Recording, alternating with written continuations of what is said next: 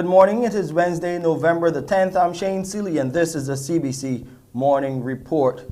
Leading our news, we look at the tourism sector's prospects for a bumper winter tourist season are looking up, especially after the major attention generated by Barbados at the recently held World Travel Market in London. Reports indicate that the buzz at the industry's biggest showcase in Europe was all about Barbados, as the booth set up by the Barbados Tourism Marketing Incorporated was oversubscribed every day of the event. Speaking exclusively to the Morning Report after returning from the event, BTMI Chairman Roseanne Myers says the interest in travel to Barbados is at an all-time high. The Barbados booth, and they're all preset appointments for 3 days, starting at 9:30, 10 o'clock in the morning and going through about 4:30. For the 3 days, we were booked solid. Every major tour operator signed up to come and see Barbados, and they all said the same thing. It's really good to feel some sense of normalcy, to have a face-to-face meeting, and for many of them, it was their first. So we were exceedingly pleased with the response, not only in terms of being able to have a full suite of meetings, but more importantly, the substance. We asked persons to, first of all, report what they were seeing in terms of forward bookings.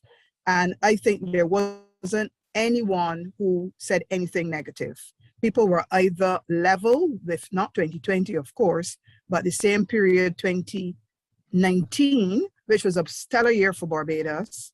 And Right. a number of them said that going out of the festive season, which starts really around the Christmas period, and then going into January, that they were already in a situation that the bookings and the pace was ahead of the same period, what would have been the 2019-2020 season.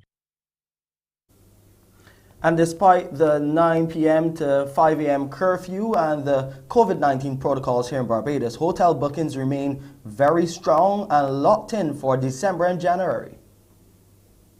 What we have on the books really suggests that at the level that we're at today, that and persons are in a position where they're seeing more forward bookings and stronger forward bookings, even at a period of time. And remember, Christmas, you cannot cancel last minute without losing your money. So once you get into this part of the year, what you have on the books is what you're likely to deliver, because there's some fairly strict cancellation rules. So I would say we don't want to rest on our laurels in any way, but I think that the bookings have indicated that based on where we are and the protocols that we have, that people seem to be still confident that coming to Barbados is the right thing.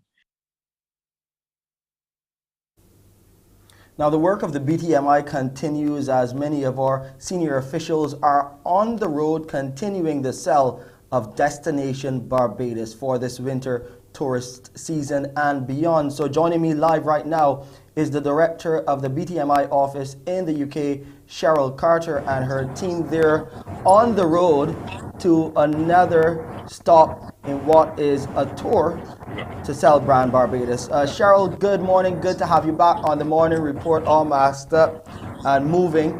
Where are you right now? Where are you headed?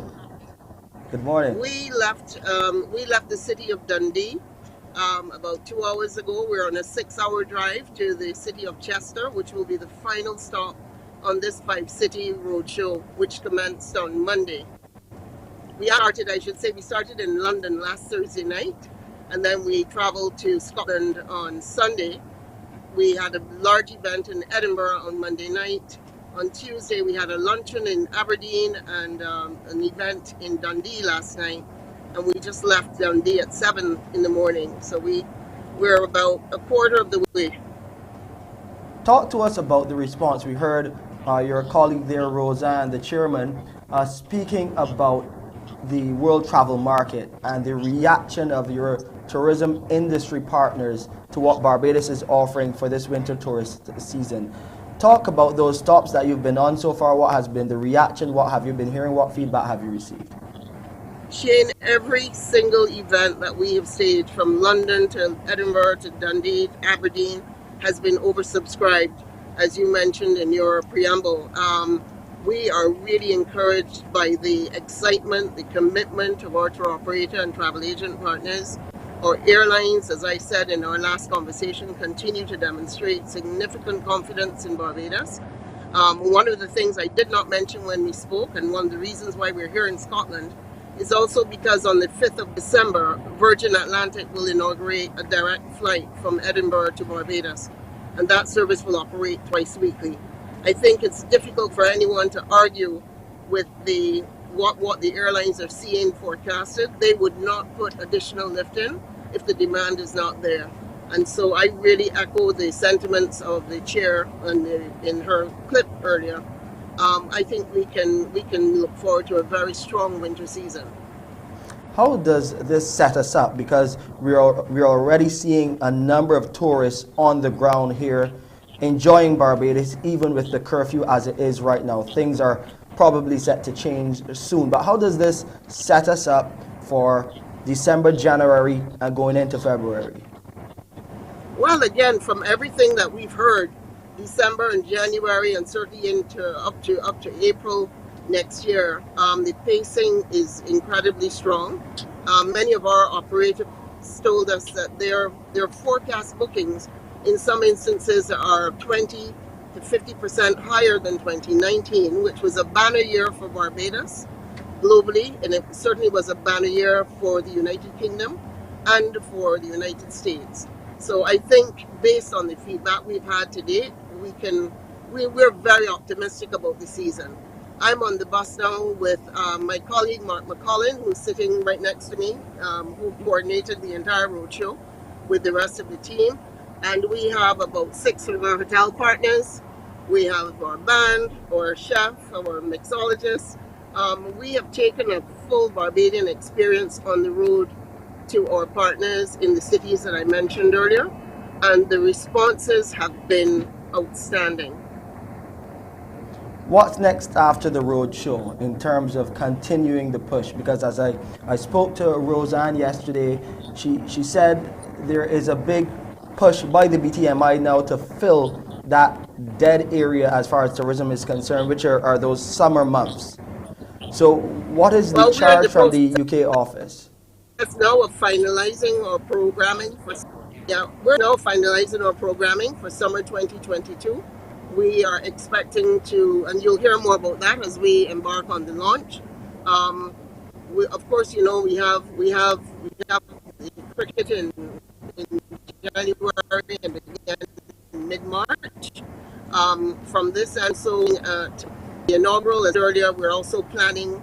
We have some media who are coming out to the island around independence so that they can witness our transition to a Republican status. So there's a lot in the pipeline. We have a very robust advertising campaign across all media channels and across all markets. And so we continue to engage, we continue to support, and we continue to push as hard as we can so that we can protect our market share. Well, Charlotte, it's so great talking with you there. We know that your team has been very busy making sure that we sell Barbados. And for Mark and all of the rest of them behind you, we want to wish you all the best. Stay safe, stay masked up. Mark, you want to say a few words about the road show? Yes. Sure.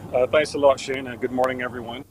It's been good. You know, I mean, we haven't had this type of activity in about 2 years, so it's much like riding a bike. You just have to get back into it. But what I can safely say is that the agents were really pleased to see us back on the road, from London to Edinburgh, Dundee, Aberdeen, and Aberdeen is way north, and they were ecstatic the fact that Barbados was coming to see them, because typically no one comes up there. It's way too far.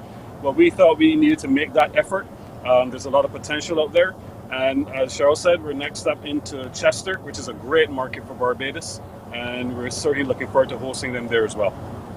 And we're looking forward to seeing all of those visitors making their way across the Atlantic right here to Bridgetown, Barbados. And we hope to see you soon too as well, if your team gets a break after all of this. Thank you, Shane. hard I think work. the group just wants to say good morning from the road. Good morning. Good morning. Good morning to you. Have a safe trip. Have a safe trip and continue to fly the Barbados flag high. Thank you so much for Thank joining you. me here on the Morning Take Report. care. Bye. Bye-bye.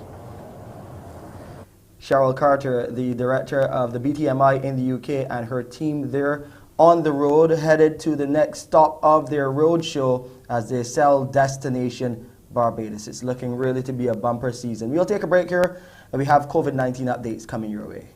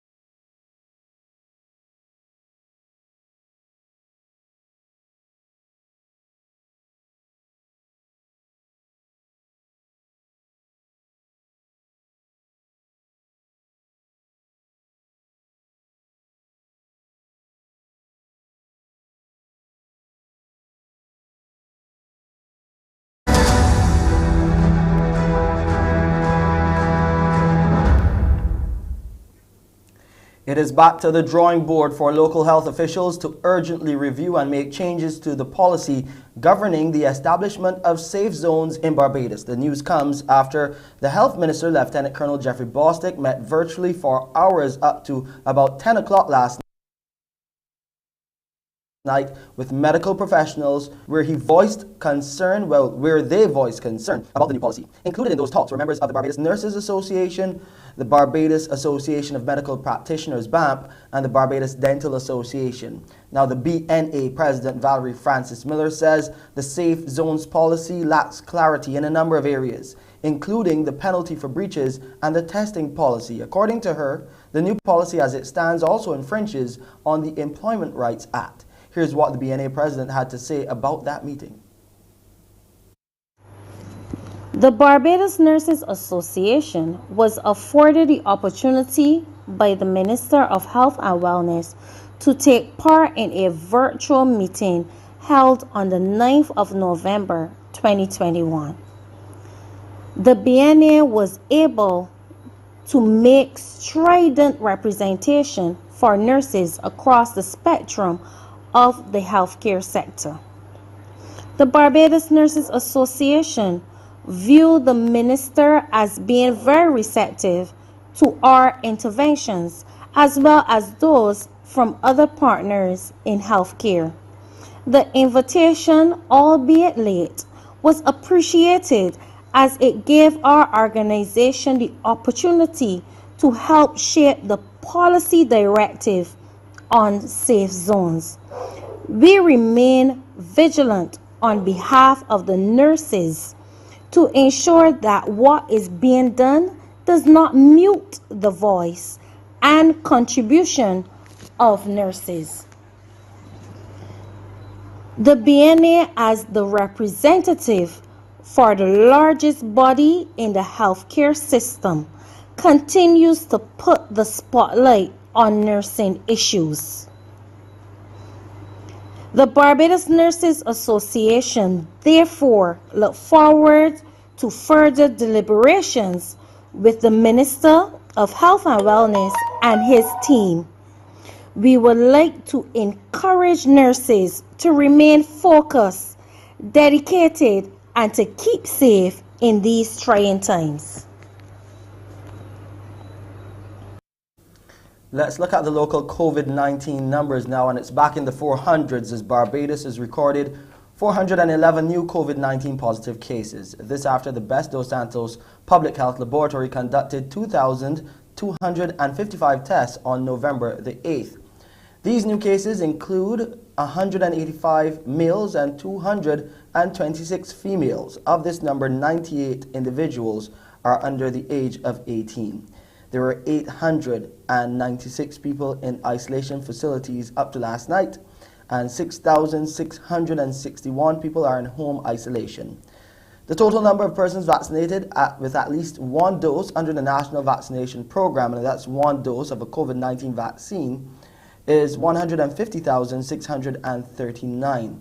A total of 130,367 people have received 2 doses of a vaccine and are fully vaccinated. The Ministry of Education over in the Bahamas is moving ahead with plans for a hybrid format for learning come next year. More in this report. Reopening of classrooms nationwide, including New Providence, will take place in the second week of January 2022. Minister of Education Glenys Hannah Martin announcing that thousands of students will return to the classroom in January, adding the ministry will initially use the hybrid model. However, she noted that several schools will not be ready for the resumption of face-to-face learning in early January. L.W. Young Junior High, where they are undergoing structural repairs, electrical and plumbing work, and building works. Yellow Elder Primary, which is undergoing structural and building works. Sybil Strawn Primary, which is undergoing roof installation, electrical and building works. Ridgeland Primary, which is undergoing structural repairs, building repairs, electrical installations, window installations. Uriah McPhee, S.E. McPherson, C.W. Sawyer, and Colony Francis Primary School were also listed. It's just that 6 weeks is a very short time to get the work done. Presently, the Ministry of Works is working on putting together a program that can facilitate repairs year-round. Hannah Martin says the ministry is devising alternate plans to facilitate in-person learning for students at those schools. Deputy Permanent Secretary Donovan Turnquist shed light on the price tag for school repairs as well as what caused delays. Total cost of repairs would be somewhere upward of $20 million. Yes, it's in the budget, and additional funding is also required because when construction starts, there are unforeseen things that come up. Senior citizens across Guyana have begun pouring out in their numbers to access their COVID-19 vaccines. Health officials there say the elderly Guyanese are leading the charge with respect to vaccination. Minister of Health Dr. Frank Anthony says persons 60 years and older are taking the government's vaccination campaign more seriously. Persons 60 years and above for first dose, we are now at 78.2% of those persons 60 years and above who would have received a COVID-19 vaccine. And for second dose, for these persons 60 years and above, we are now at 64.9%. Minister Anthony says the government will continue to encourage parents to have their children vaccinated as the age group 12 to 17 years is lagging behind. We have a lot more work to be done here. We started this campaign for this age group relatively recently. And so right now for first dose, we are only at 38.2. We need to take that up quite a bit. We want to get in the 70s like the other age group. So we have a lot more work to be done there. And for second dose, we are at 25.9%. Dr. Anthony again appealed for persons to come forward and take the COVID vaccine to prevent contracting a more serious form of the disease. In a few minutes' time, Pearson will be bringing you all of the details of Mornin Barbados, but here's a preview of what's coming up. Pearson, what do you have for us today? Thank you, Shane. It's 20 after the hour now. Coming up at 6:30 this morning, we will focus in on World Keratoconus Day. There's a charity. What is the work of the charity and what are the challenges? We'll share a little bit more about that. There's a group called Travelers Care, and so they're helping to ease our concern and our hesitation when it comes to sending our children or adults or vulnerable on the airline, and so we'll talk a little bit more about that too. And last week we talked about cultivating winning habits. This week we'll look at being change able, and we know when it comes to shock and denial to integration, there's much that over time one experiences. So we'll walk you through that in our manager's first aid kit with Joan Underwood. Just a little bit of what you can expect when you join me at 6:30 on Morning Barbados. Back to you, Shane. Thank you, Pearson. The QEH in the news again. We'll tell you why all eyes are on the healthcare institution after the break.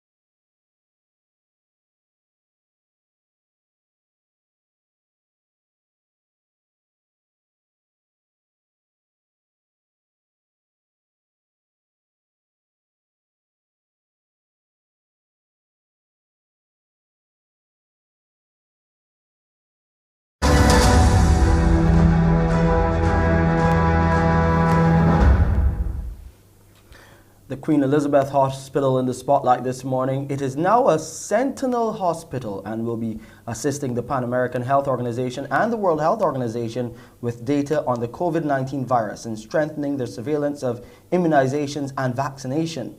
Dr. Darlene O'Meara-Taylor, who is the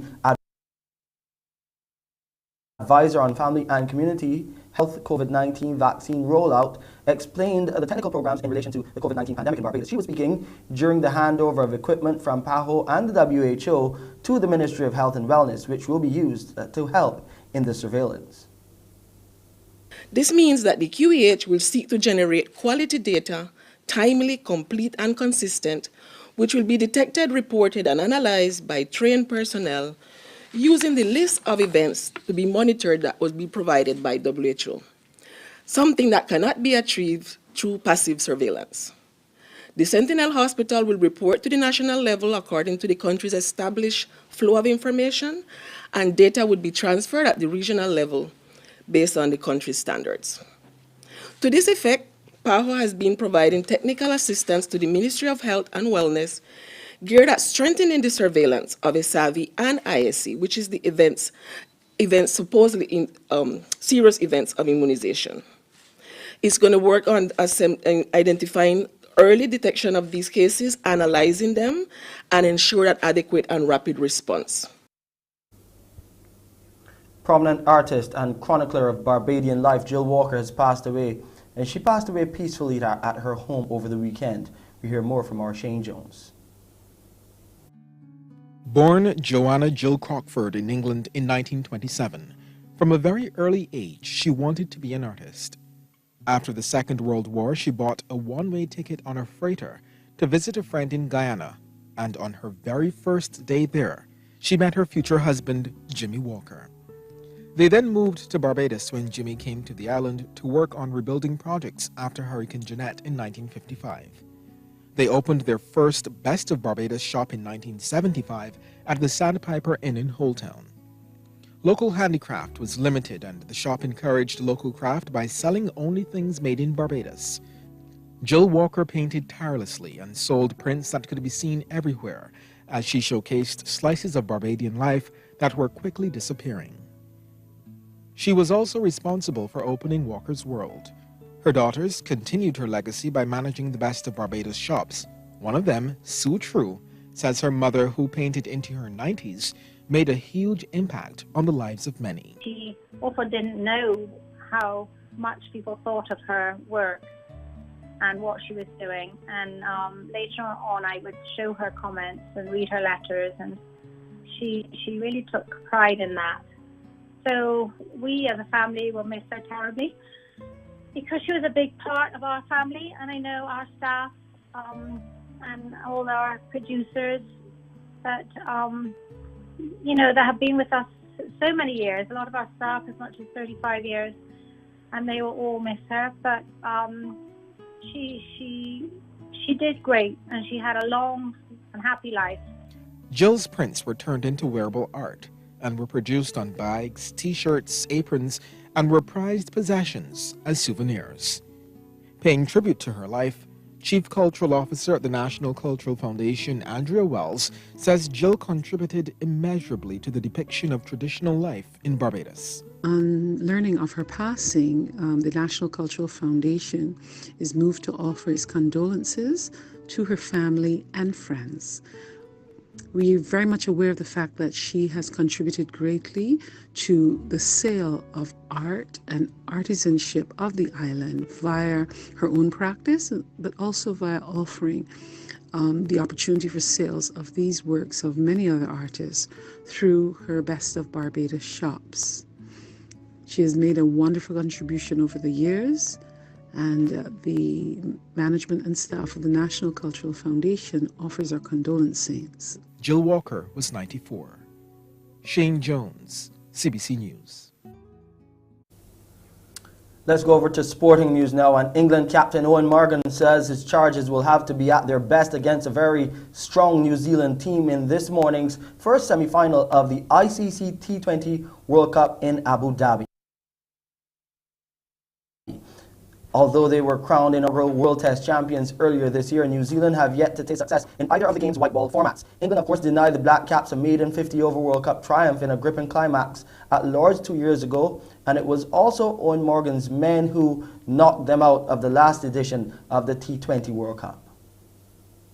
Yeah, we can't, obviously a big achievement within itself coming through the group stage like we did and topping the table. But now, it's all about producing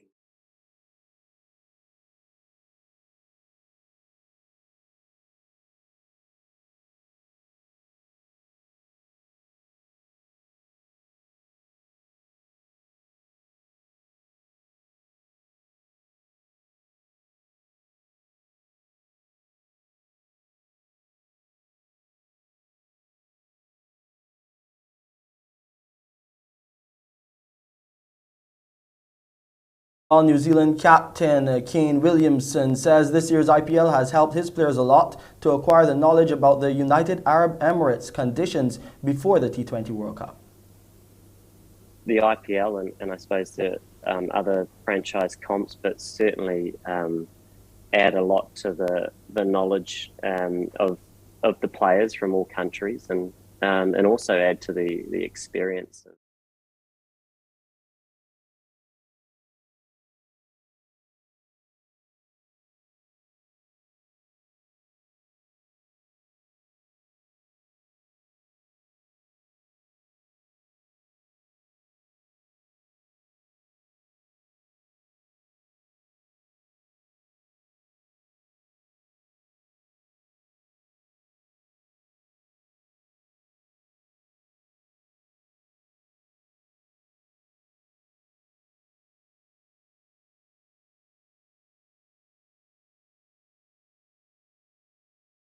TV's ESPN Channel 308 from around 9:45 this morning, and also on radio 94.7 FM. Time now for a look at the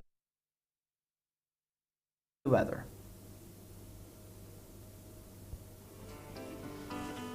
The temperature right now 26.1 degrees Celsius. It's feeling like 30 and it's fair on the outside. The relative humidity stands at 73%. The barometric pressure is down today to 1012.8 millibars, and those winds are coming out of the east at 24 kilometers per hour.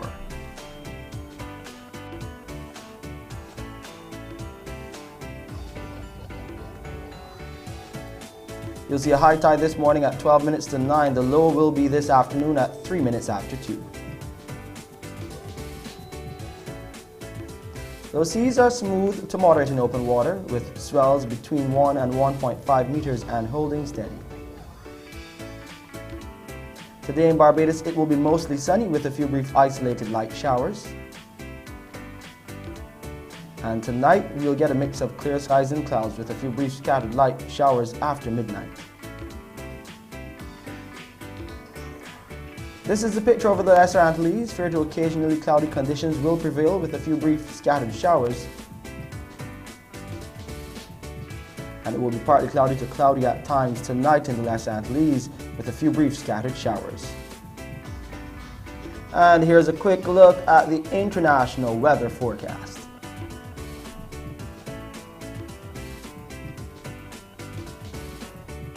And that's it for your Wednesday edition of the CBC Morning Report. I'm Shane Seeley. Morning Barbados starts now. Wake up, wake up, wake up, wake up. Barbados, get up. Good morning. Good morning, Barbados. Good morning. Good morning to you. Good morning. Morning, morning, morning.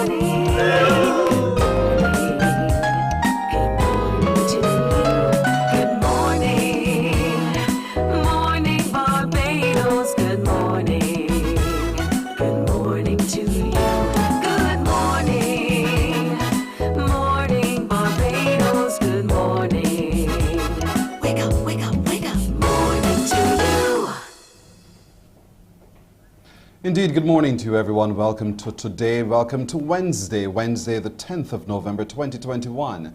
I am Pearson Bowen, welcoming you here in Barbados and across the world who are watching us this morning on Morning Barbados. And with a big heart we say thank you for joining us every morning, and in particular this morning as well. For those of you watching on our YouTube channel, thank you. And on our Facebook streams, good morning to you as well. Remember to like our Facebook page, Morning Barbados. That's where you'll see us and you'll see everything we talked about today again and again and again as well. Coming up this morning, I know a number of you have been biting your nails wondering when are they going to announce the results of the pink ribbons. We asked you to spot the pink ribbon, but we have the results today, so you'll see how right or wrong you were in your responses. We'll also tell you who came second and who actually won that competition with the breast screening program. Today we'll also meet one of those people in film. She's a young lady who is a lecturer in film at the University of the West Indies. She's released one, and we'll talk to her a little bit about her journey thus far through film and a little sneak peek into one of that she has created as well. Today, November 10th, is also World Keratoconus Day. And joining us to talk a little bit more about that, the challenges and the successes, is Roseanne Myers, who is the founder of the Keratoconus charity in Barbados, and also Brian Gittins, who's a member. Good morning, both of you. Hi, good morning, Pearson. Hi, good morning, Pearson. Thank you so much for joining us. Brian, you are one who's living, both of you are living with keratoconus, but Brian, you're one who recently had a story to tell, and we can't wait to hear your story. But today, November 10th, Roseanne, annually is known as that day on which we focus in attention. Tell us what's so significant about a day like today. Well, keratoconus is not well known, and though we've been at it as a charity trying to raise awareness over the last, I would say, 4 years, really started in 2016, but we did have more of an effort 2018, 2019. Most people still don't know that keratoconus is a disease of or a condition of the cornea. It causes blurred vision. It causes, one of the biggest challenges that you have is that spectacles don't work. So if you are having this blurred vision and sensitivity to light, you're squinting all the time, you can't get your vision corrected, and therefore you need to see your optometrist, then you need to go to your corneal specialist to either get that progression of the condition halted through cross-linking, and if it is really to an advanced stage, you will need a corneal transplant. So unfortunately, a lot of people in the world actually don't know about keratoconus. It is very often misdiagnosed. Mm-hmm. It looks like astigmatism, but then you're not getting the results from the regular spectacles and so on. So today just gives us an opportunity to bring a focus on the condition and the things that you can do right here in Barbados to assist. A lot of times, us as people, we like to self-diagnose and we like to go to the pharmacy and we heard somebody said you should try this or that and we try it ourselves. So we get our eye drops and we dot them in and we figure, hey, that should clear it up. But no, it didn't make a big difference. And as you said, wearing spectacles sometimes do not correct the condition and you can't seem to understand why my eyes are so cloudy. Brian, I want to hear from you. What was it? How did it start for you and what was it that caused you so much concern? You had to address it.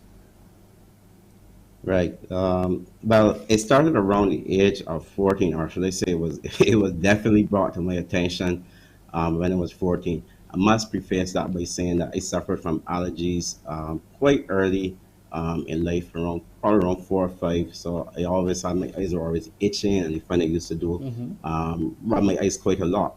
But it's so clear in my mind that a day, I think it was a Friday, that I came home from school. Like any normal 14-year-old guy, going and playing football and stuff like that. And I remember actually getting tackled on the field. Yes. And falling in an area where they had more dirt than grass. So with that got up, dust off my face and stuff. I knew I can feel some dust in my eyes or whatever the case may be. But dust it off, continued playing, and that was it. Came home, went to sleep. Woke up the next morning and I could not see out of my right eye. It was as if I was looking through a frosted glass. And that was like shocking because you're blinking, get up, Yes, you're blinking, and nothing is changing. But then you probably thought it must have been a result of the dust in my eyes yesterday when I fell into the dusty area. So therefore, let me wash it off. And did you see phlegm? Did you see anything else around the eye that caused you to think this is normal? Or was there something else that made you think this is abnormal? Right. So when I actually went in the mirror and, washed and I realized that there was a kind of cloudy film in the center of it. I said, okay, you know what? This is something serious, and pretty much went into panic mode. Alerted my parents, and from what I can remember, I think they went into panic mode too. So, as expected. So, fast forward, we went to the doctor, then we were referred to ophthalmologist, and all this happened obviously in not the same day, but over a period of time. But then I was told that, I had to get a corneal transplant, and I had a condition called keratoconus. But you had the transplant, and so far you're living with the transplant. Yeah, actually, I had two. The first one was in the right eye. They told me pretty much that possibly because of the consistent rubbing when I was younger, and I probably got scratched in my cornea with the incident that caused it to get to that point in that, in those couple of hours. So I had the first corneal transplant was probably around 15 or so. And then I got the left eye wasn't as bad. So I really got that done probably about 2 years later. Okay. Roseanne, a lot of times, and that's what we go through. We rub the eyes and we figure, no, that's okay. That's what we normally would do. Dry eyes perhaps, or a little bit of dust in the eyes. And so there's a lot of ignorance still in society about this condition, keratoconus.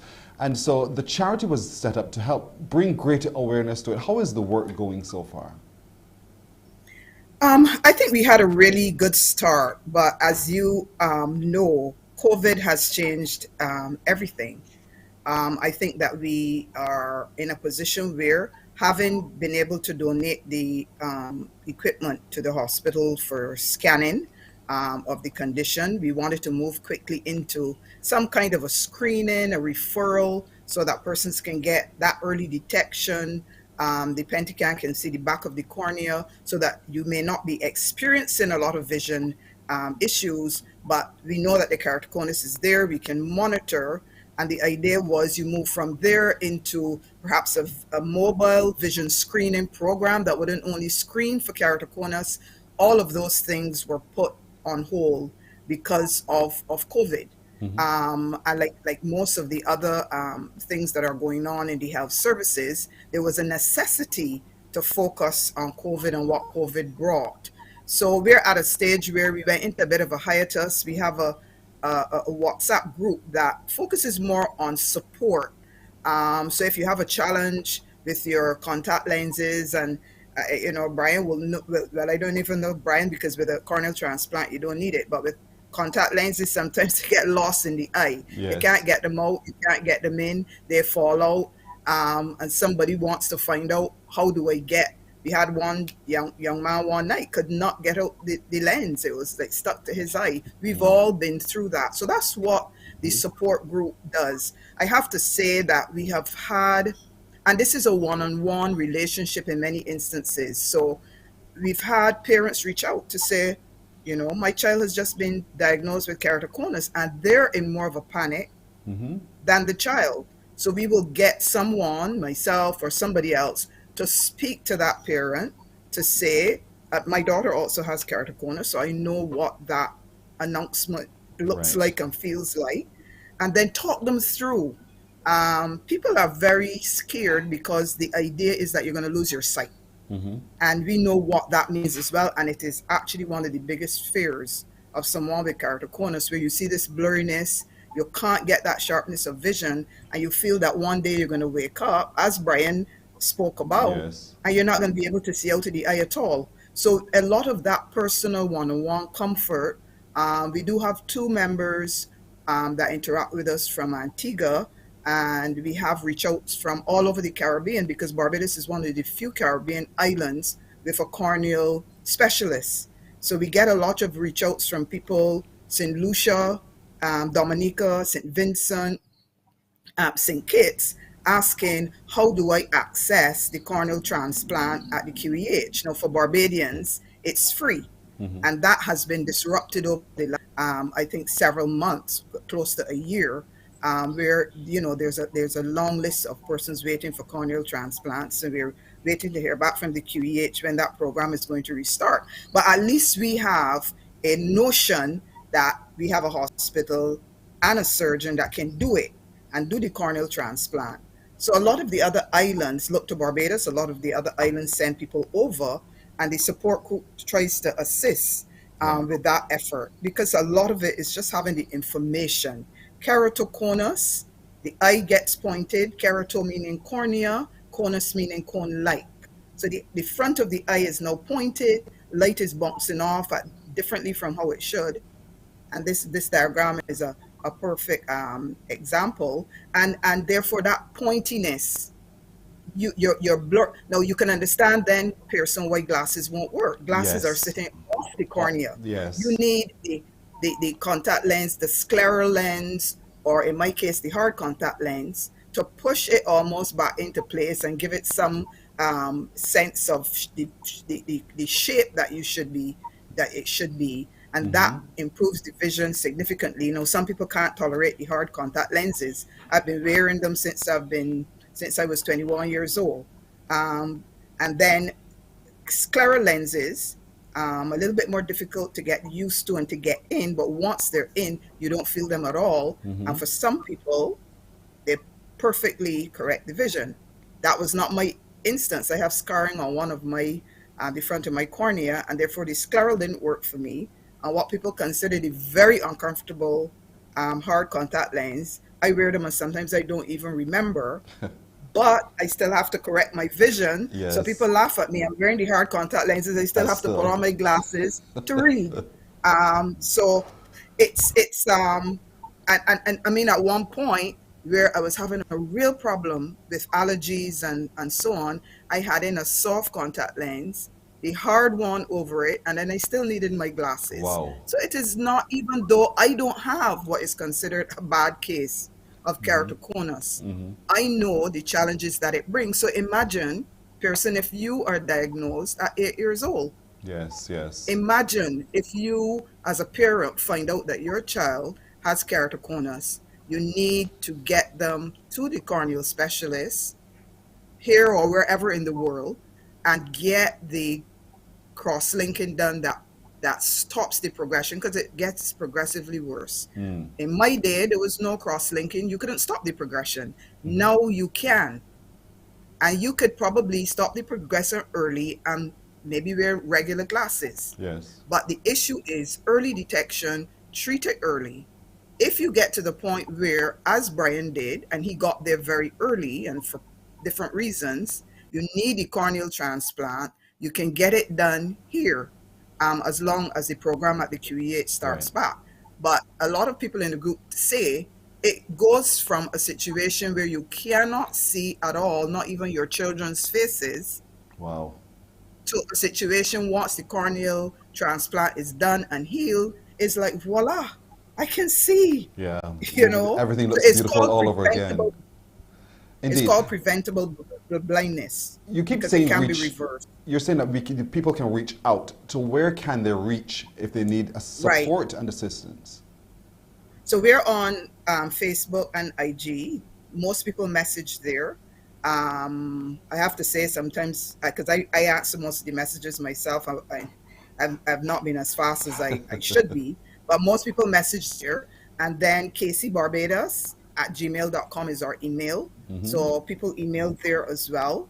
People usually, I would say, want to have a private conversation. Yes. Because I did not realize, I mean, I talk about it openly, but a number of people say they're not telling anybody that they have keratoconus.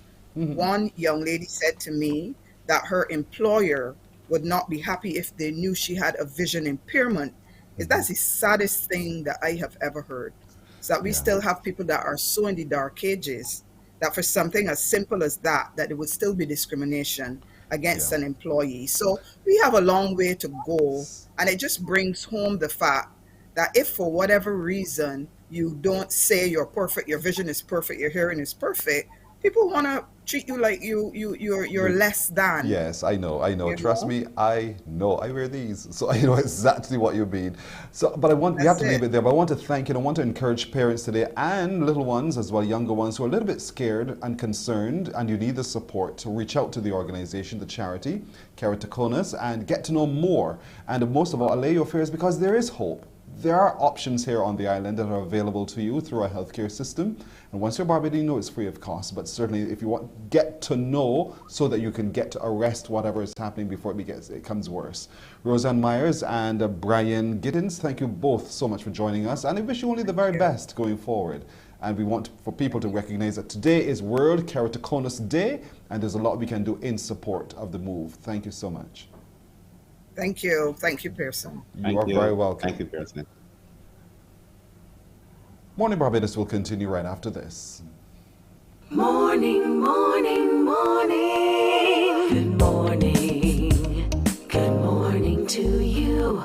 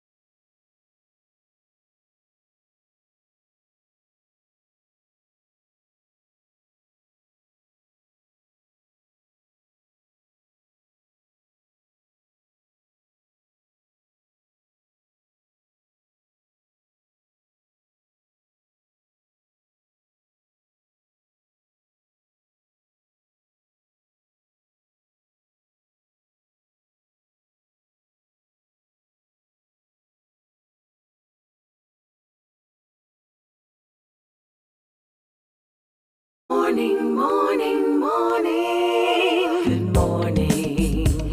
Good morning to you. Well, our next guest comes with over 20 years of experience in the airline and aviation industry. She also comes with a great idea. Her name is Shelly-Ann Cawley. She's the founder and the chief executive officer of Travelers Care. Good morning to you, Miss Cawley. Good morning, Pearson. How are you? I'm doing well. How are you doing?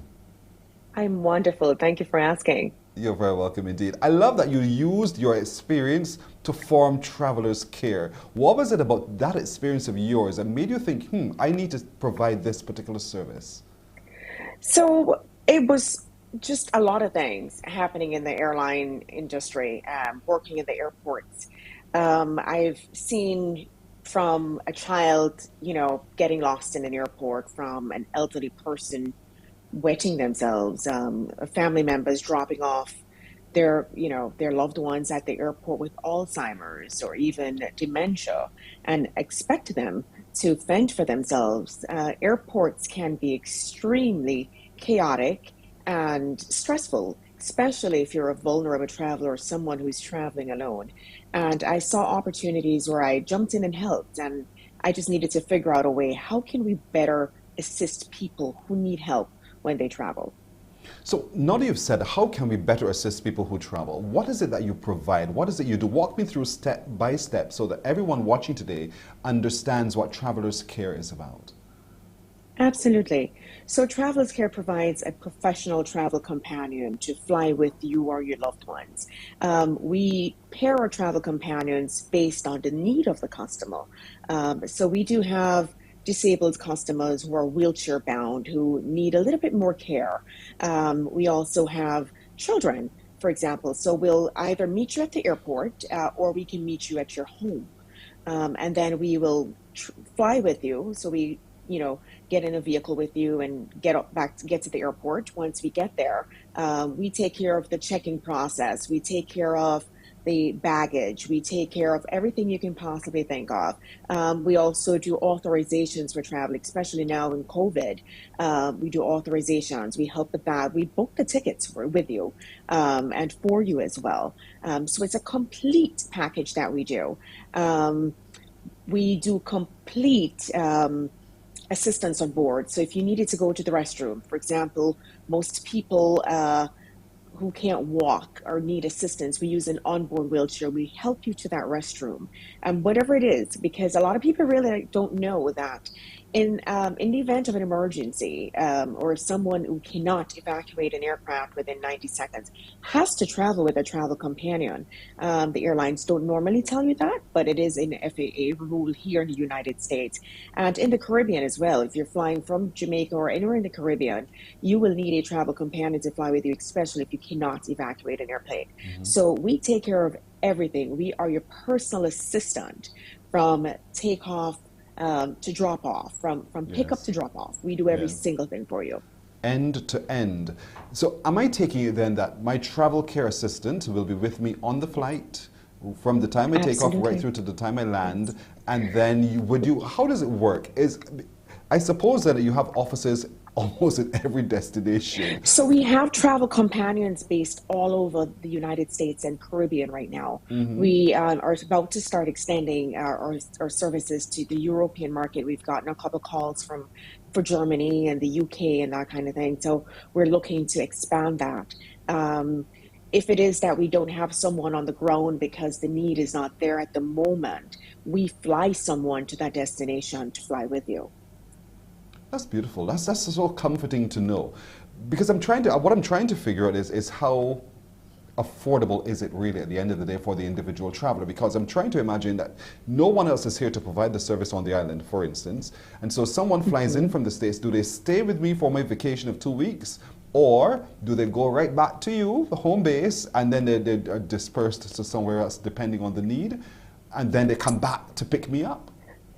So it depends. We are just starting where we can stay with you on your vacation. There's one other company that actually does that. We just are putting in all the logistics in place for that. But we would leave and come back for you. But yeah, we have payment plans where people can pay in installments for their loved ones, so that we're willing to help whomever, whenever.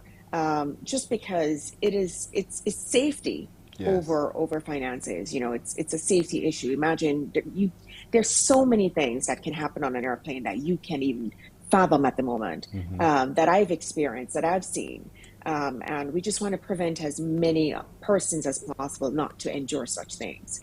So we Indeed. do have payment plans, and we do work with our customers as best as possible. I'm trying to figure out the process, how it starts, because if I'm booking a flight, I either go to my travel agent or I go to the airline directly. But when I need travel care, do I come to travel care first and then you take it from there? Is that what you prefer? No, if you need to travel and you need assistance, you come to us first. Right. So come to So we Travelers can Care figure out the first. needs. Yeah. So we can And then figure you out your assist me with needs. the booking and the so on thereafter. Correct. Yes. All right. Because we book the travel companion with you. We do bookings as well for the customer. We take care of everything. All you need to do is tell us where you need to go, where you're coming from and where you need to go, and what your needs are. How can we best assist you? That's all you need to tell us, so we'll take care of the rest. It's a stress-free process. Yeah, I'm realizing I feel as though I want to just leave it to you to do all the work for me, and I'm pretty able. Absolutely. So for anyone watching this morning who wants to avail themselves of the service, how can they do so? So they can reach us at our website, www.travelers-care.com. We are on Instagram at Travelers Care. We're on Facebook as well at Travelers Care 1. And we're on WhatsApp at 562-225-0583. All right. And you can call us directly as well. Yeah, we'll put all this information on our social media page, ladies and gentlemen, on our Facebook page on Mornin Barbados for sure. So if you want to follow up, you can follow up. And is it, I know there's some destinations where you may not necessarily have partners on the other end. So if I wanted to, for instance, travel from Barbados to St. Vincent, but you do not have yet the ability to do so because you don't have a partner on the other end, how can I, through Travelers Care, travelers-care.com, how can I say to you, I'm going to St. Vincent, and then you say to me, but we don't have a partner there. How does it work thereafter? So we would get ourselves in place. We don't expect the customer to pay for that. So we get ourselves in place and we go from there, wherever it is that the customer needs to go, and then travel with them to that destination. Well, that's great, because it seems as though, we just say it to you and you take it from there. You make the impossible possible, it seems like. Yeah, it's all about humanity, person. Yeah. It's more so. It started on the base of humanity, being kind to people. I don't know if you've ever been in airports and you see them line up the senior citizens like it's a cattle call. Yes. Who wants to be treated like that? Yes. We need to give our senior citizens and the dignity back, and so they can enjoy their lives. Children. People don't realize children get groped on an airplane. You don't realize who your child is sitting next to, and so it's you're sending your child, especially on holidays, across country, and you don't know. Sometimes a lot of people don't realize that the flight attendant is only there to assist your child when possible. Remember, in the event of an emergency or someone gets sick on an airplane, that flight attendant's duty now shifted. That flight attendant will not sit with your child for the entire flight. He or she cannot monitor your child for the entire flight. So you won't know all the time what it is that is happening to your child. So having a travel companion fly with your child, at least you know what is happening, who your child is flying with, and we send updates, we send pictures, we let you know every step of the way where your child or your loved one is. That brings a lot of peace of mind to all of us. So you assist those who are minors as well. You assist the elderly. You assist people with disabilities. You assist anyone who needs your care. And that's what Travelers... puppies do. Really? My favorite pet. Yeah, we deliver puppies to their forever homes. Yes. Look at that. So all just bringing of this... joy to people. Of course, of course. I mean, it's man's best friend, the dog. So one of the great things you can do this morning, everyone, is to provide that comfort and care and peace of mind for yourself and your loved one by going to the website travelers-care.com and avail yourselves of the services. It's a very minimal fee, or you can make urgent contact with them when you're thinking of booking your next flight. What it means also for me is that that loved one does not now have to stay at home. That loved one can get out there and explore the world like anyone else. And that's the beauty of the whole thing. Whether it is a person with a disability or a person who is able as well, but below a particular age, you can avail yourselves of this service. I love it, Shelly and Colley. Thank you. Thank you. I absolutely love it. It's a beautiful service which you offer, and thank God that you've come up with this option for so many people because it's so necessary at this time. I wish you only the very best with this. Absolutely. Thank you so much, Pearson. You have a good day. You do Thank you too. for having Thank me. you. Thank you so much. Shelly Ann Cawley, the Chief Executive Officer and founder of Travelers Care. Sounds good, doesn't it? Sounds good. Well, go check it out today and give them a call, give them a checkup. Just log in and let them book your flight and be with your loved one right through from point to point.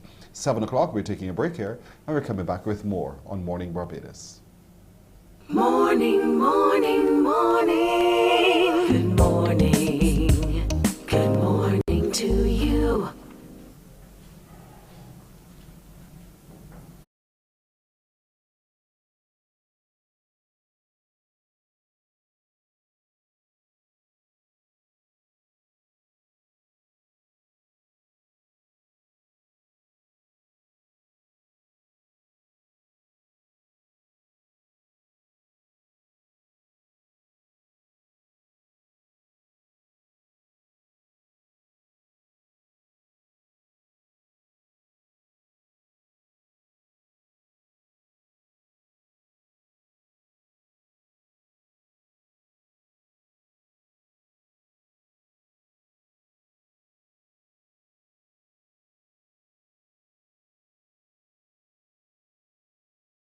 Morning, morning, morning. Good morning.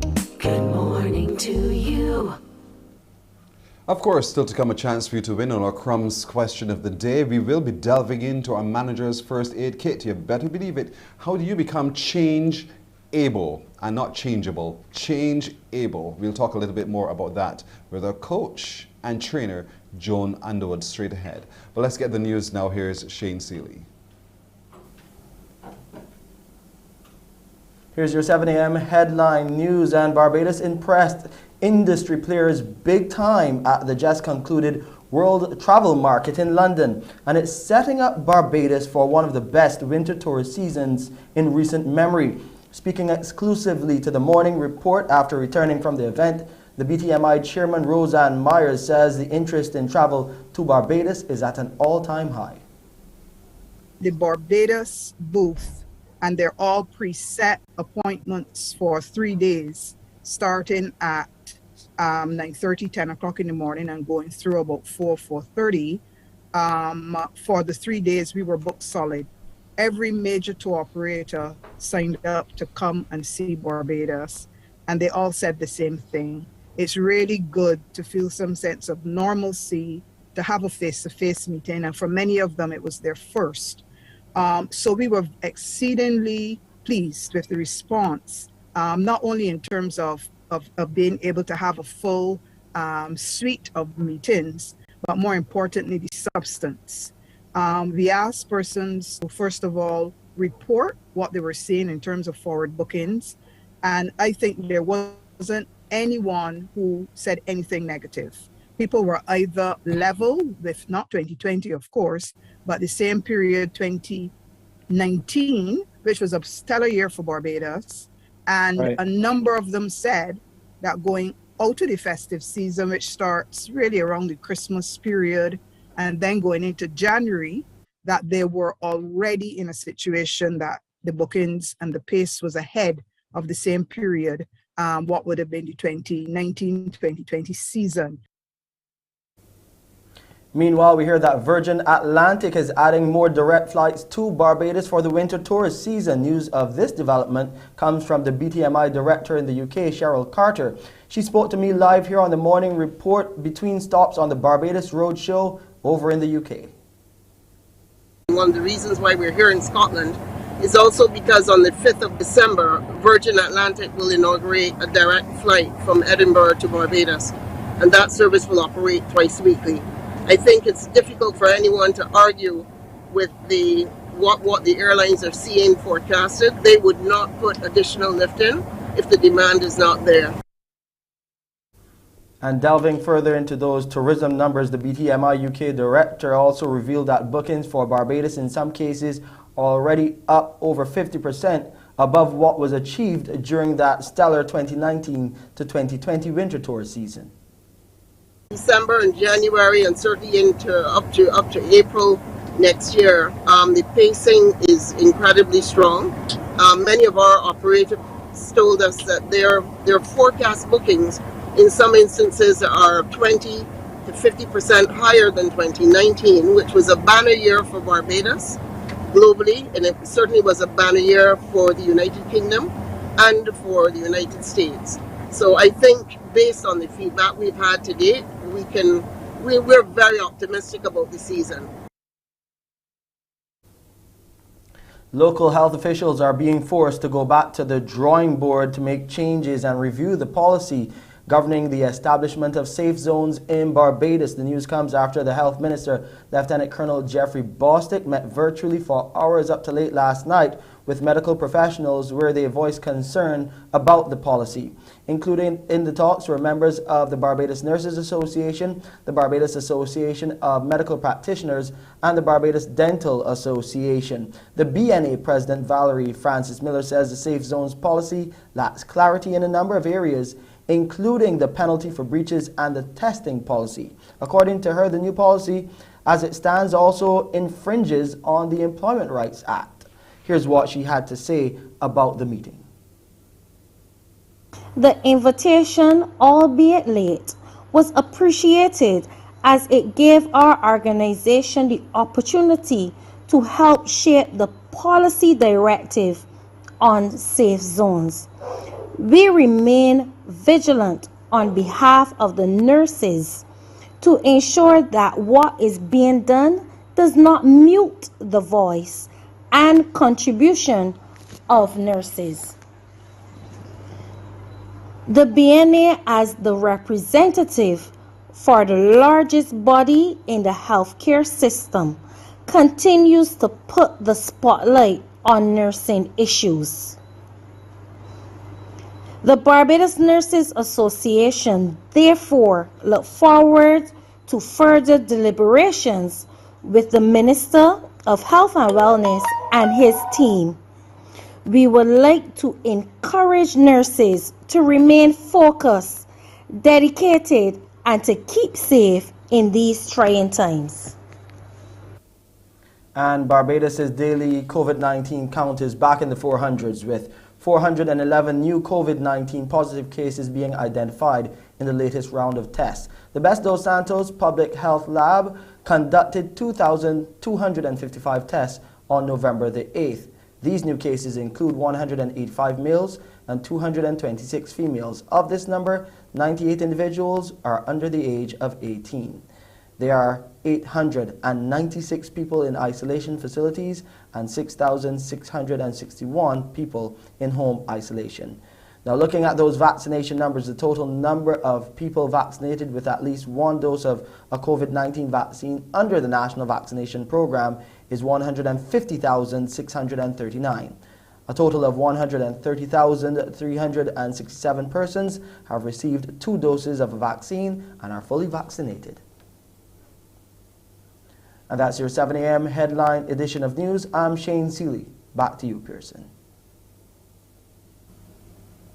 Shane, thank you. Our time is 8 minutes after 7 o'clock. We're coming back with more on Morning Barbados after this. Morning, morning, morning. Good morning.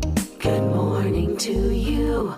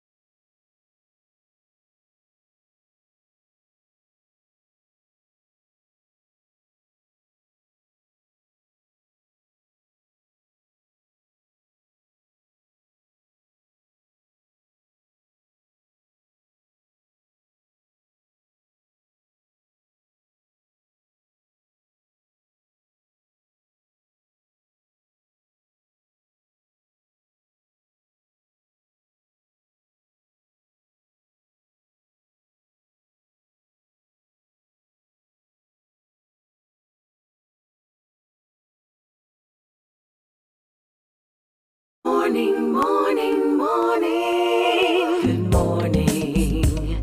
Good morning to you.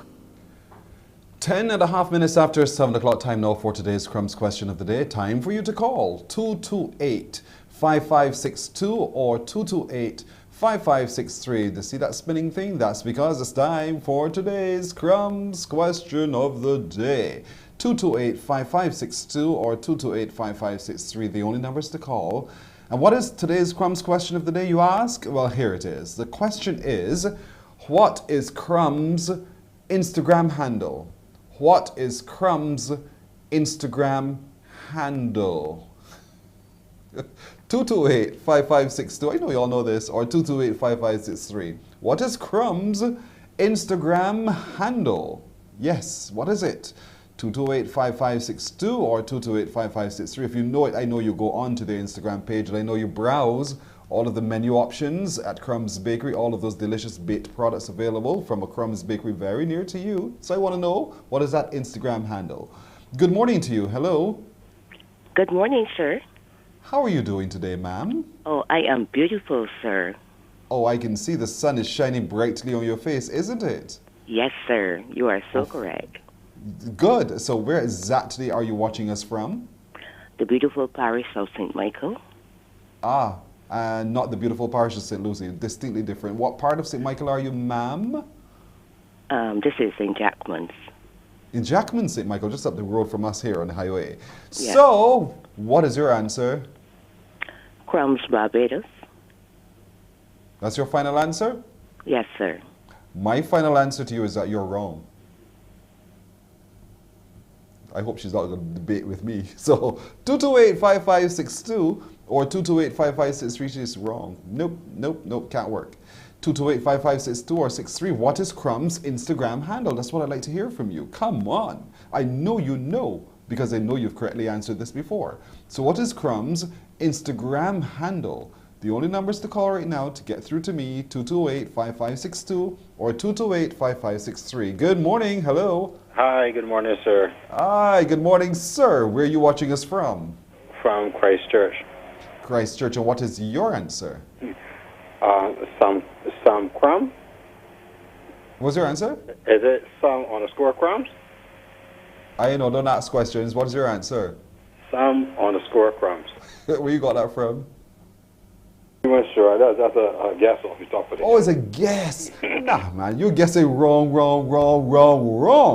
Thanks for trying, though, Mr. Christchurch. No, not at all. 228-5562 or 228-5563. I love this part. We have some fun.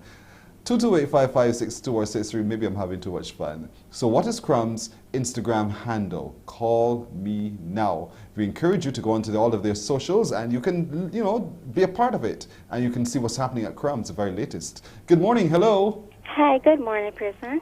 Hi, good morning. I'm doing well. Thank you for asking. Since you know my first name, what's your first name? Julianne. Julianne? Yes, please. Oh, Julianne, that's a lovely name. What's your answer for me? Where are you watching me from, by the way, Julianne? I'm watching from St. John. St. John. John or George? John, dear.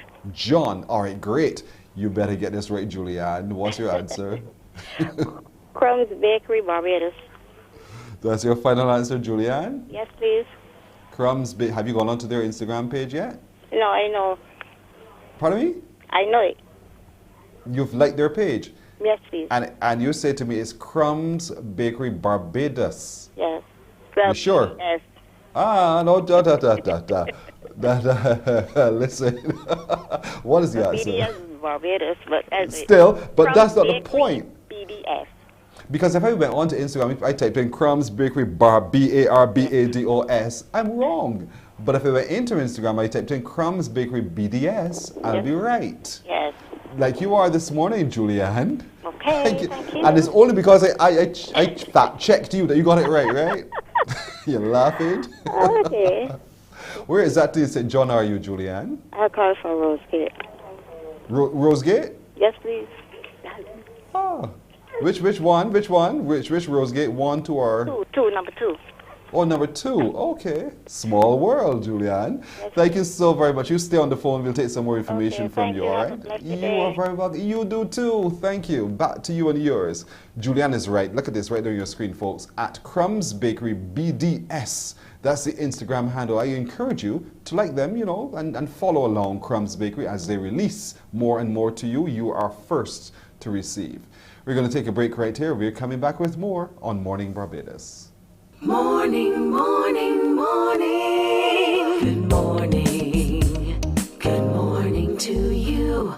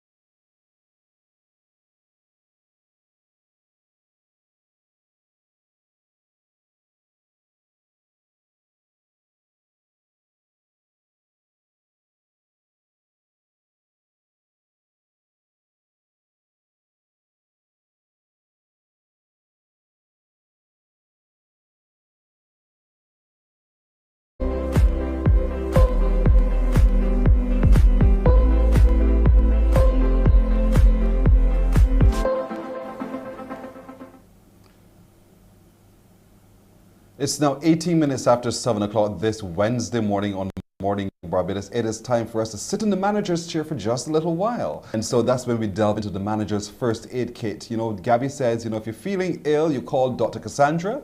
If you're having some managerial problems, you call in Joan Underwood. You're reaching into your first aid kit. Good morning to you, Joan.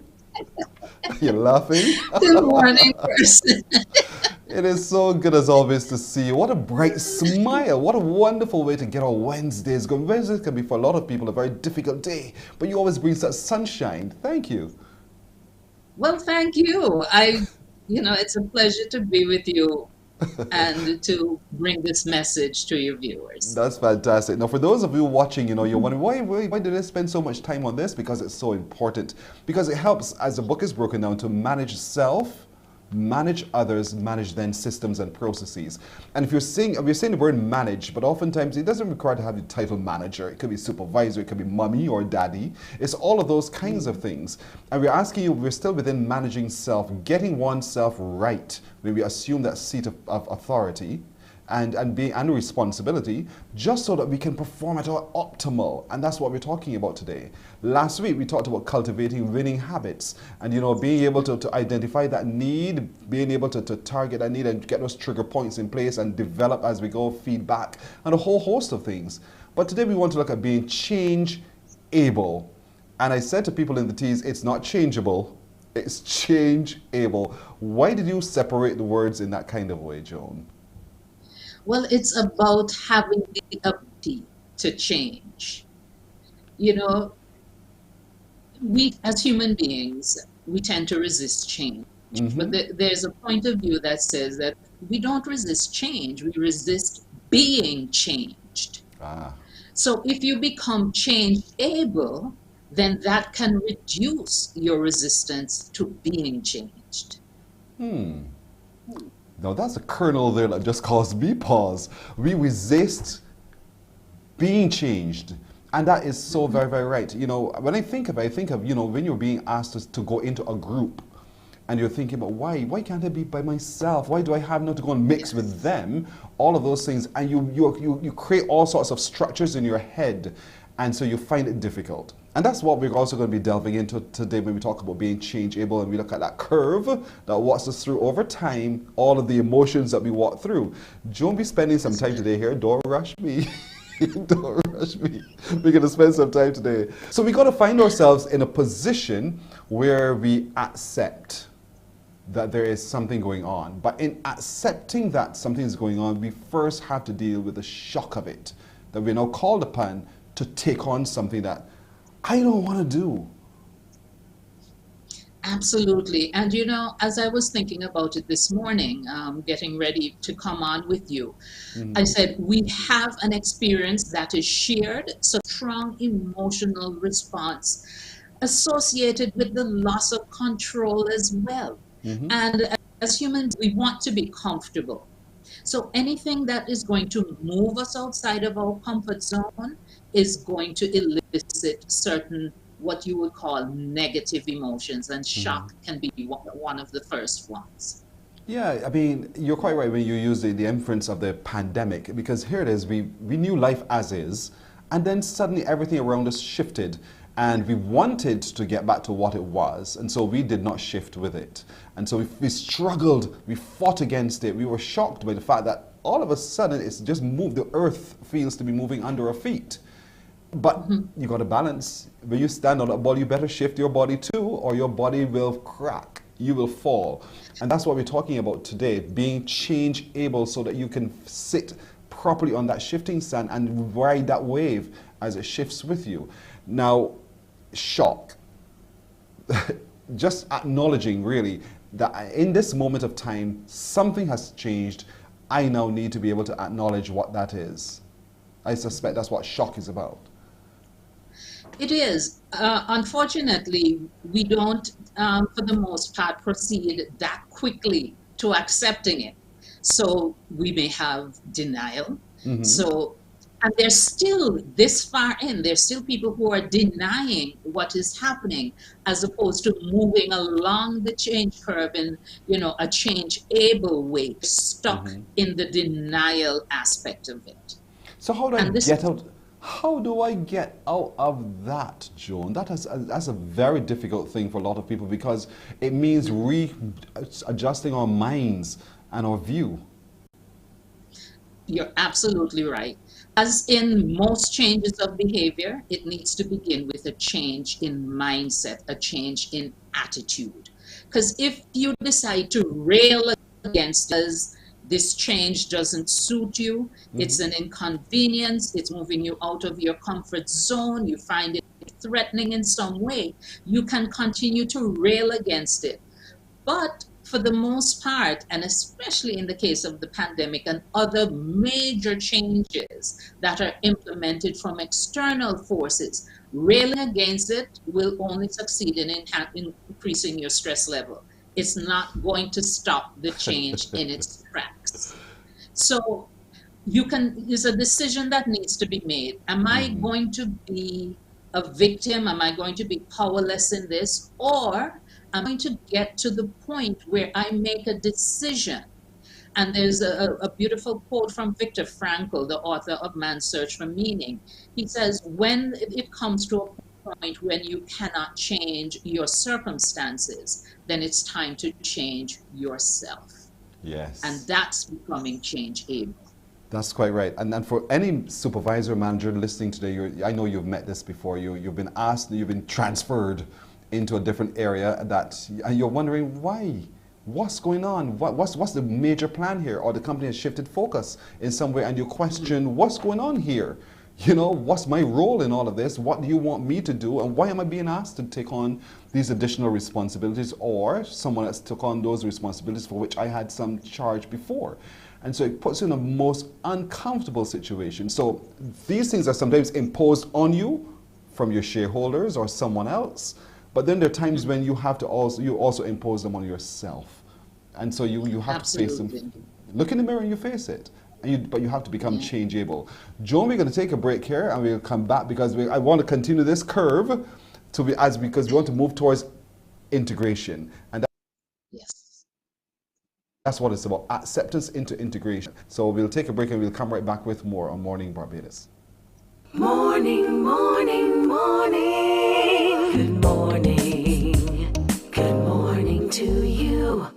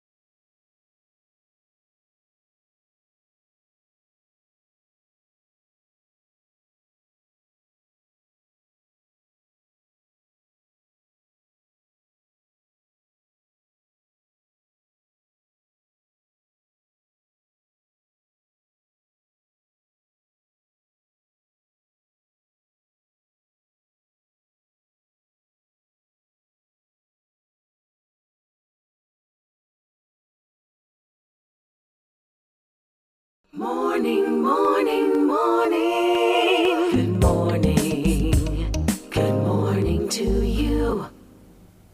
If you've just joined us, we're learning from our coach and good friend Joan Underwood about being change able. We've already covered the whole shock, and in the book she writes at page 28, upon receiving news of the change, you may be shocked or surprised, especially if you're not aware of the circumstances surrounding that change. Then you move into a state of denial. Shock may give way to denial or disbelief, and during this stage of the change curve, you may actively seek out evidence that it is all a big mistake, that all the talk about change is just a rumor, and that nothing will really come of it. So all of that can happen all in one quick swipe.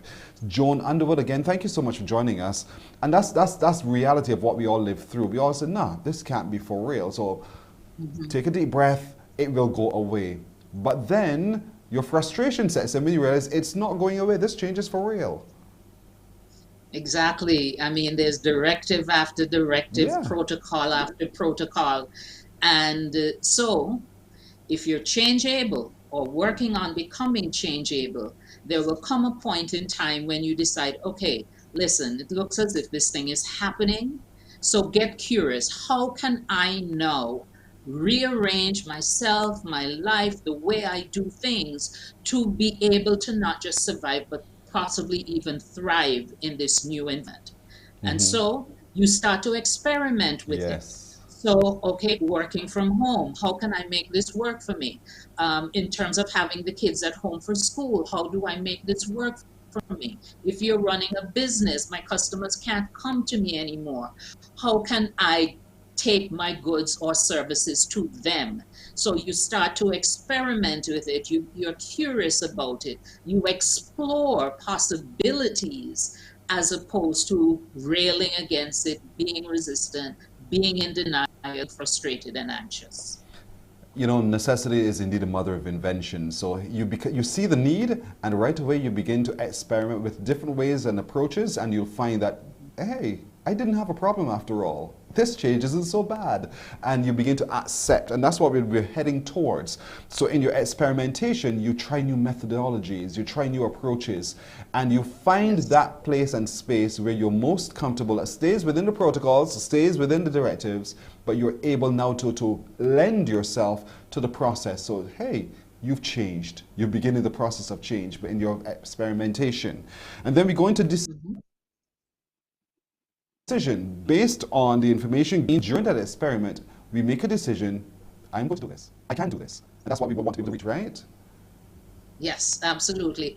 And I'll give you another example from my lived experience. So when the pandemic was declared and everything was locked down last year, of course, as a consultant, most of my business essentially disappeared overnight. So I railed against it. I was frustrated. Wow. I became a little bit depressed. Then I got to the experimentation stage and I said to myself, what is it that I can control? What could I do that would give me back some of my power? And Pearson, that's when I wrote Manager's First Aid Kit. It was Wow. during the lockdown last year. There was a trigger. There was a trigger to make that change. That's fantastic. That is fantastic. And you see how we link everything. Everything is so linked. It is so beautifully laid out in this book. It's just not funny. And so we made the decision, we're going to do something about this. We'll try this and we'll try that. It's a curve, so therefore there are going to be some ups and downs. And sometimes you may fall back a little bit in your emotions, but it's all right to get yourself back up and climb that curve yet again, because success is well within reach. And that's why I think a lot of supervisors and managers don't hear enough of. You know, there's not that enough of an encouragement that you can do this because you have support and you're not just left on your own. Yes. And you know, Pearson, the published research says that 70% of change initiatives fail. And the reason for that is that there's not enough attention paid to the people side of change. Yes. So that very point that you mentioned, not enough support, but even before that, not enough communication. So because it begins with mindset and attitude, it's very important for managers, for employers, for heads of families to communicate with others in terms of, here's what's happening, here's why it's happening, if in fact you do know why.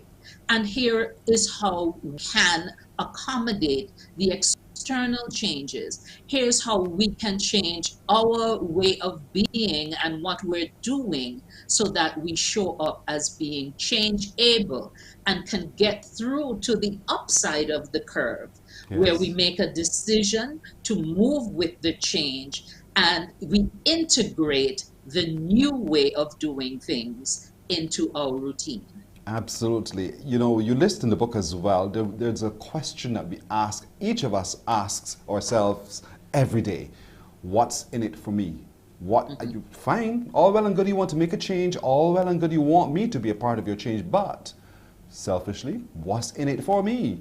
Because you're asking me to get out of my comfort zone. So what support again, what guarantees, what are those things that I can now, you can tell me or share with me that make me comfortable to make that change. I want to make the change, but what's in it for me? And a lot of times when we communicate change, when we communicate objectives, we forget to respond to that question.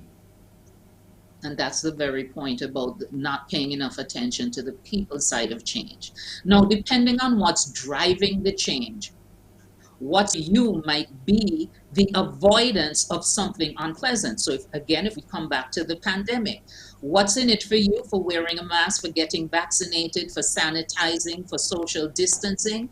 It's the preservation of health and well-being and that of others. It's the avoidance of hospitalization and perhaps even death. In other instances, what's in it for you can be something positive. Yes.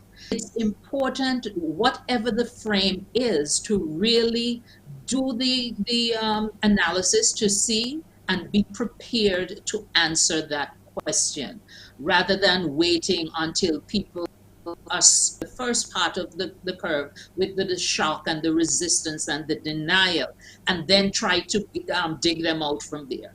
So if you're in the position where you're leading a change initiative, begin with a strong communication plan and definitely answer that question. What's in each of your stakeholders? And it's fair to ask the question, what new knowledge would I now need to acquire? What kind of training would I now need to be able to make this change possible? And I think managers and bosses also need to be open to hear that question coming back to them from their employees, their charges, you know, and provide them with that, again, the support. Because in order for that change to be successful, every step along the way needs to be capable and able to execute. And so knowledge is going to be important, the ability is going to be critical, and being able to meet all of those needs is going to be absolutely critical. But consider the alternative. You have a failed change initiative, and True. again, depending on the forces that are driving the change, failure may not be an option because the pandemic doesn't recoil on itself because we're not ready for it. It's here, it's with us. So we need to be able to deal with it in a way that enables us to move forward as opposed to being stuck. So, you know, the Prime Minister, I think, has done a masterful job in terms of how she has led us through this pandemic. And, you know, she quotes Colonel Bostic where she says, you know, there's no retreat, no surrender, we're moving forward, right? And we have to find, she says, we're not going back to lockdowns. The time, this is not, it's a marathon, it's not a sprint. So there's some beautiful lessons that have emerged from how Barbados in particular has navigated this space. Is it perfect? You know, perfection is an illusion. But we've learned as we moved along, right? And so when dealing with change, you're not necessarily going to, you know, hit the bullseye in every single step.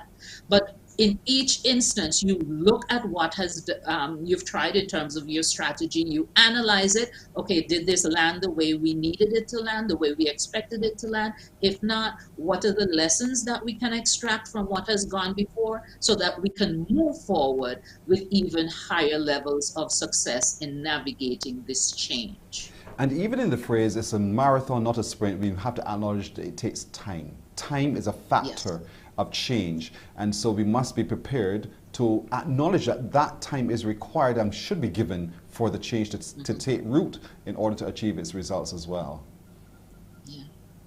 Right. And now, we've spoken about it at the national level. The same thing replicates at an organizational level and at an individual level. Absolutely. Well, this chapter ends with the application exercise, and you left us with some pointers that we need to follow. You said awareness. What is driving the change? Desire. How might this change benefit you? And that's natural. Knowledge. What exactly does a change mean for you, and how do you do things? The ability. What new skills, behaviors, other resources do you need to implement the change?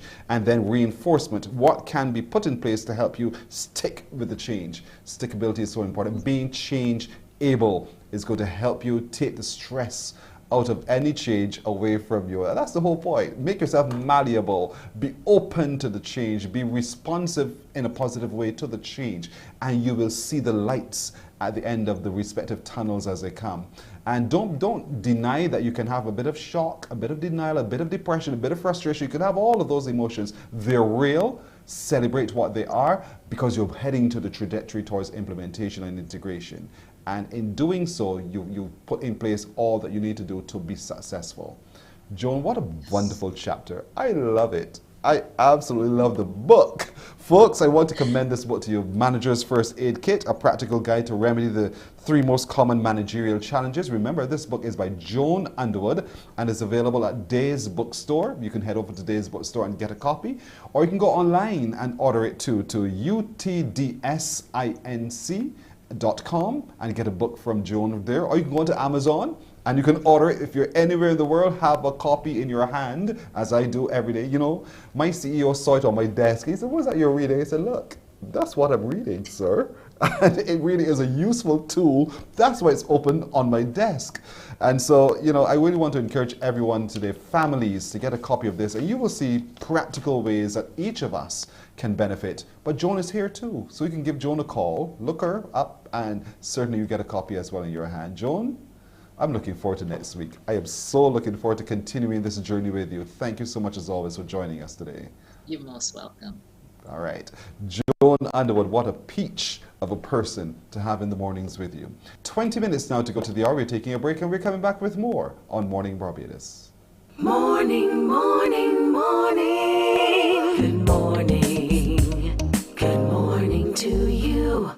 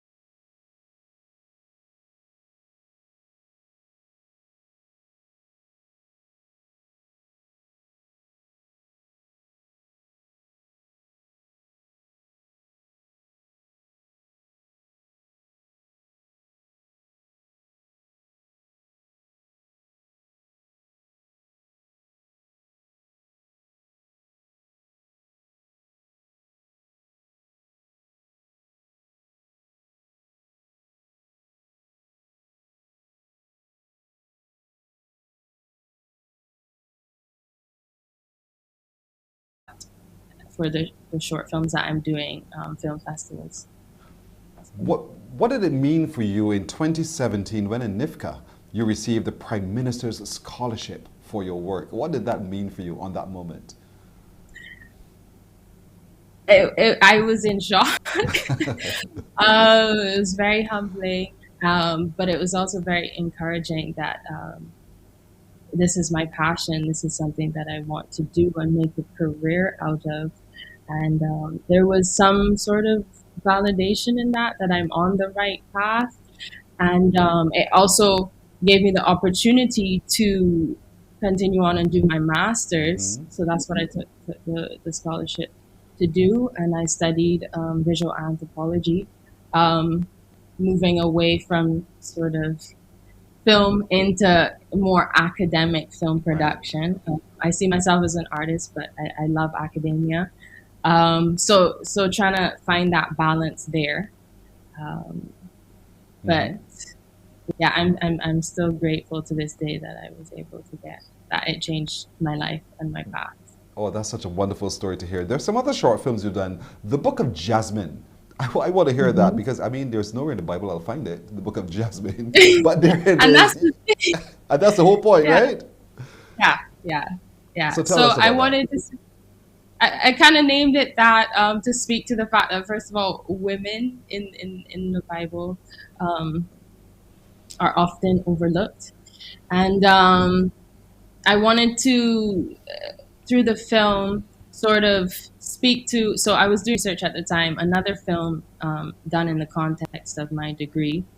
So I was doing research on the time at this intersection of spirituality and sexuality and the overlap there, and how LGBTQ persons sort of navigate the Caribbean religious space, and almost you have to pick a side. And I wanted to show a story where the character didn't have to pick a side, that they could express themselves and love who they want to love, but also seek spirituality and have these spiritual experiences. So that was how that film came about, through that research. And then, yeah, I made the film based on that. How do you live with your own head? Because I'm trying to imagine what it is to be in a filmmaker's head. You're constantly seeing things, you're seeing stories that you wish to adopt. It must be miserable at times. Well, I would say miserable. It's quite exciting because you hear, I explain it, I don't want to say somewhat of a schizophrenic experience sometimes, but you do hear characters speaking to you. You know, they come to you and they speak to you and they have their own story, and it's quite amazing sometimes the things that just appear in my mind. But I write everything down. I write everything down. Even up to this morning, I had an idea. I have a sketchbook next to me. Wow. I just write everything down. Wow. So. This is something you live because you love it. And that's such a beautiful place to be in one's existence, because oftentimes we go through life and we don't yet find that thing that we love enough to want to live in it. And here it is, you, Melanie Grant, you've been successful in that, creating wonderful images of who we are in film. And you said you started in still photography, but here it is now, look, moving pictures is what you do. So this, I know you have a new sketch which you've just started to write this morning, but what is it right now that you're working on that we can look forward to see? So I'm finishing up a short film called Parable of the Bees, another film that I wrote, and it was funded by the Commonwealth Writers Fund. So they gave funds to filmmakers throughout the region, from Belize, Jamaica, Trinidad, St. Vincent. They picked a filmmaker from each island and funded a short film. And so that's in post-production. I'm editing that, figuring out the score, doing sound mixing, everything. Wow. So that's where I'm at there. So that should come out hopefully beginning of next year. You make us so jealous for all that you're doing.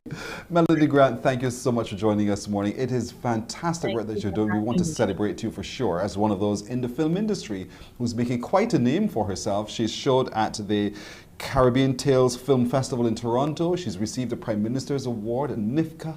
She's just awesome and great work you're doing, so we can't wait. I hope one day that we see a lot of your work here on TV8 as well. We have the Barbados Film Festival that's on now, the Independence Film Festival, so showcase your work here, please. Yes.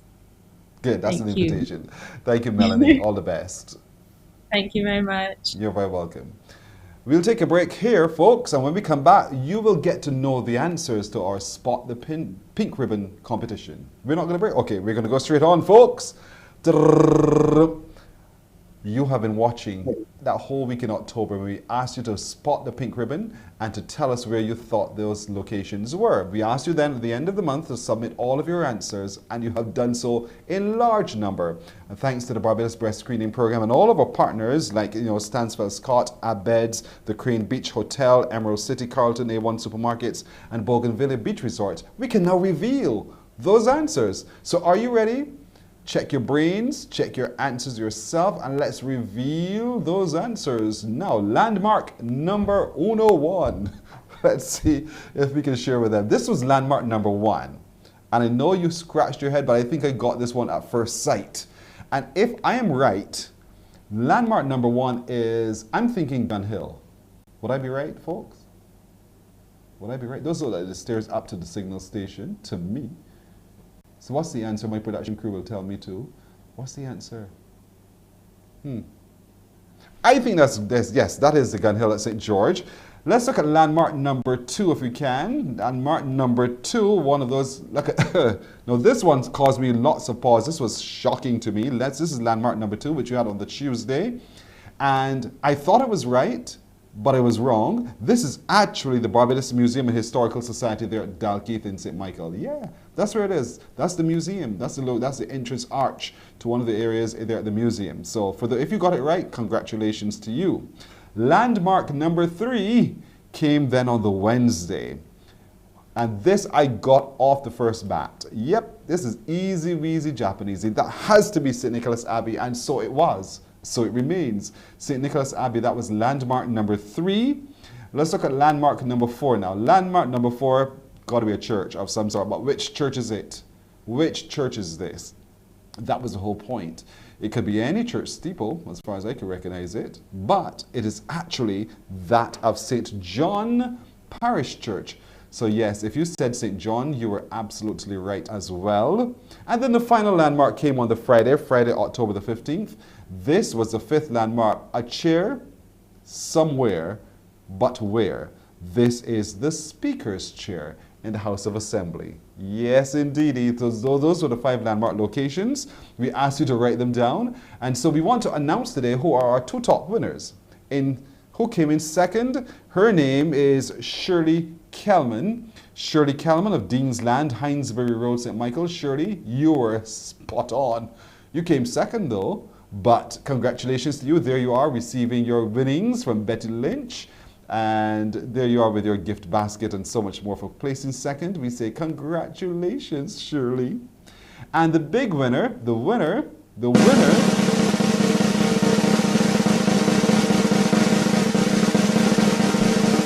Stop running. I'm waiting for the drum roll to end. When does this drum... The winner is Rosemary Lashley Cox of Calendars Christchurch. This production crew is funny. So Rosemary Lashley Cox of Calendars in Christchurch, congratulations to you. There you are, a little short girl. Betty giving you your gift basket and all your winnings in an envelope as well. Well done. Well done. Thank you so much for participating in the Spot the Pink Ribbon campaign with the Barbados Breast Screening campaign. And of course, big thank you too to all of you, and a big thank you again to our sponsors and partners, Abeds, Stansfeld Scott, Crane Beach Hotel, Emerald City, Carlton, A1 Supermarkets, and Bougainvillea Beach Hotel. It's an annual competition, and something tells me next year, Betty and her crew, Was God Spares Life, will be coming around with another Spot the Pink Ribbon campaign. Again, you're encouraged because they have brand new equipment, and the opportunities are still for you to get your screenings done. Check the Barbados Breast Screening Program with the Barbados Breast Cancer Society, and get your screening done today. So congratulations to all of you. We have come to the end today. I want to thank all of you, as always, for joining us on our small crew of Ruel Ford, Nadia Foster, Anderson Nurse. We've had Christopher Blenman At Master Control, I think I heard Tamisha's voice as well, and Ryan's. So to all of our crew, all of you, have yourselves a good day. We'll see you tomorrow. Wake up, wake up, wake up, wake up. Barbados, get up. Good morning.